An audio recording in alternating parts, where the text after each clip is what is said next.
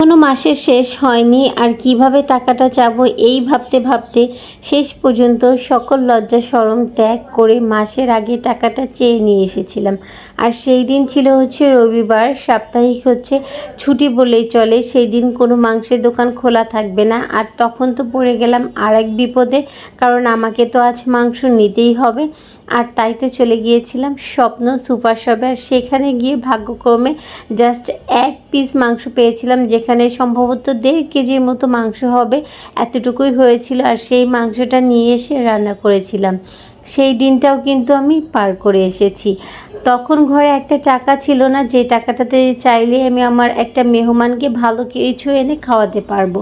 মেহমান যদিও খাওয়ার জন্য আসে না, তারপরও মেহমান আসলে অবশ্যই ভালো কিছু করতে হয়, যতটুকু তোমার সাধ্যের মধ্যে কুলায়।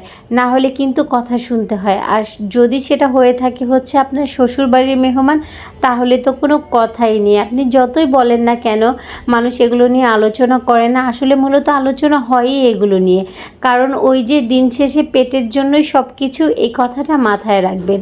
আর এই তো আমার বাসায় মেহমান এসেছে, এটা আমার ভাগ্নি জামাই ছিল। আর তার জন্য এই টুকটাক একটু রান্নাবাড়া করব। আর তখন মনে পড়ছিল সেই দিনগুলোর কথা, যখন চাইলেই একটা ভালো জিনিস খেতে পারতাম না। আর এখন ইচ্ছে করলে আল্লাহ সেই তৌফিক দিয়েছে, চাইলে ফ্রিজ থেকে এক পোলটা মাংস বের করে তাদের সামনে রান্না করে দিতে পারি। আর তখন এমন সময় ছিল যে মাংসটা আনবো, সেই টাকাটাও ঘরে ছিল না। আর মাংস বা খাবার সেটা তো দূরের কথা। যাক, আল্লাহ সবার দিন সবসময় এক রাখে না, দিন ঘুরবে এটাই বাস্তব। আল্লাহ সবসময় মানুষকে একরকম পরিস্থিতিতে রাখে না, সময় যায়, সব কিছুর পরিবর্তন হয়। আর এই তো আমাদের সময়ও পরিবর্তন হয়েছে, আলহামদুলিল্লাহ। তবে এখন যেমন আছে আলহামদুলিল্লাহ, আমাদের অনেক বিলাসিতার কোনো প্রয়োজন নেই।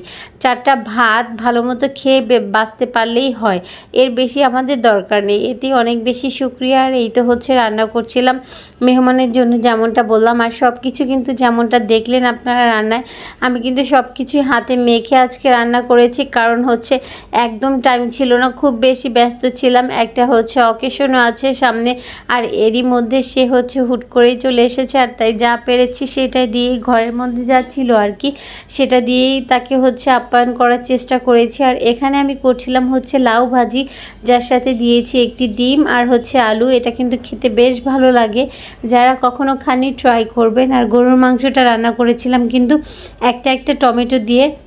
আর ওই যে গুঁড়া মাছটা দেখলেন, সেটা চচ্চড়ি করেছিলাম।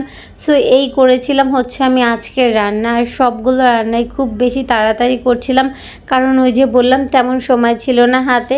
আর এই তো আমার রান্না বান্না একদম কমপ্লিট। সো কেমন হয়েছে আমার রান্নার লুক দেখতে অবশ্যই জানাতে পারেন। আজকের মতো এখানেই বিদায় নিচ্ছি, আবার দেখা হবে অন্য কোনো ভিডিওতে।